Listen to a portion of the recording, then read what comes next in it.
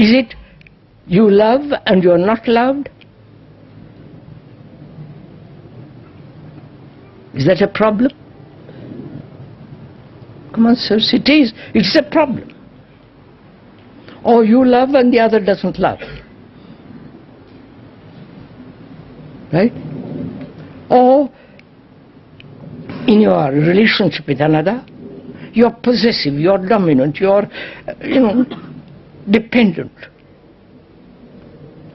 You want something from her or from him. Sex, pleasure, comfort. As somebody said to the speaker the other day, if I leave, who will wash my clothes? You understand? I wonder if you understand all this.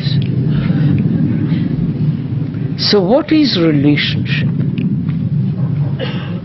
Out of which we have made such tremendous problem.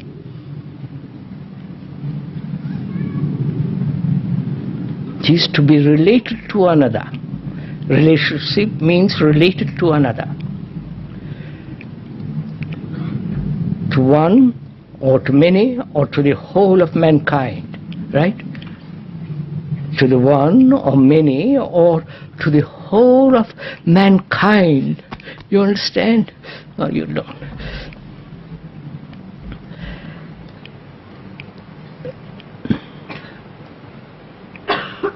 Why is there not in this relationship peace?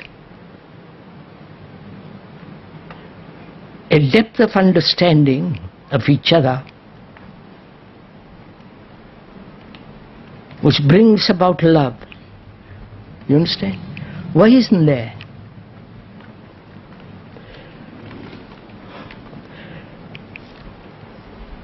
The relationship between two people, man, woman, with their sex is called love. Right? Right? Oh, for God's sake. Let's be hypocrites. Let's face these things. It's called love. And is it love?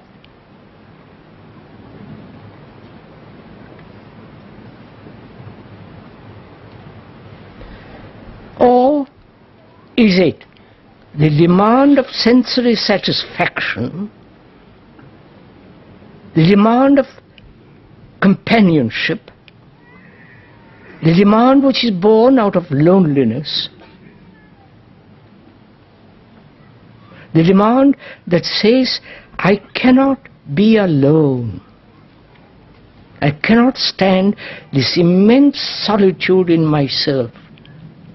Therefore, I must have somebody on whom I can depend. Psychologically, all this. You need the postman, the porter, and all the rest of it. But psychologically, in relationship between man and woman, why is there this tremendous division? You understand? And is one aware of this? Aware of this great division between you and another, whom you say you love.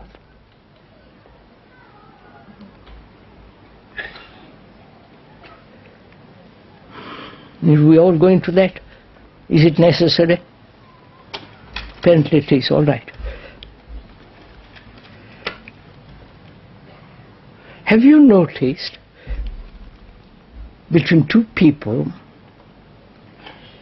their thinking, their feeling are never the same, right? One is ambitious, the other is not. One is aggressive, the other is not. The one is possessive, the other is not. One is dominant and the other is docile. Which means what?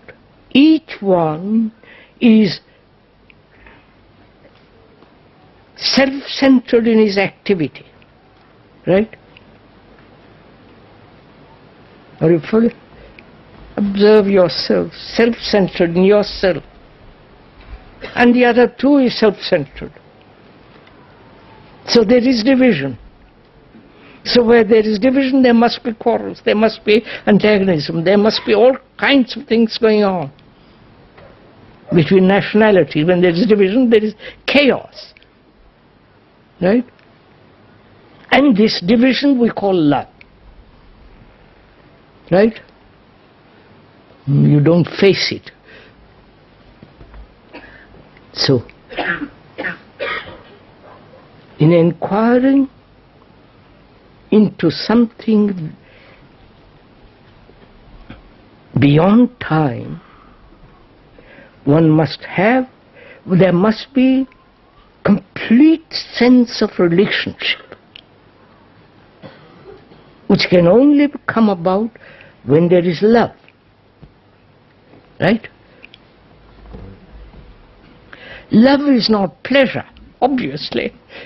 You cheapen it. Right? Love is not desire. Love is not the fulfillment of your own sensory demands. Are you following all this? So, without love, do what you will. Stand on your head, sit in meditation for the rest of your life, cross-legged, put on fancy robes, do anything you like. Without that quality, you cannot, there is nothing.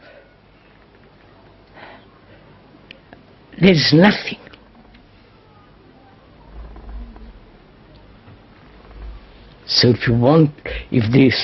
the person wants to find something beyond time, there must be right relationship completely, so that no problems exist. And this quality of great affection, love, which is not the result of thought, right? That must exist. Then we can proceed to find out. See how difficult it is? Because most of us are so indulgent with ourselves. Most of us so petty, right? So small in our outlook.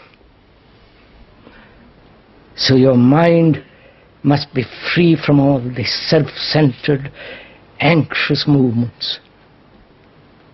Right? Because that creates the problem. And when the mind has problems, it cannot possibly see clearly.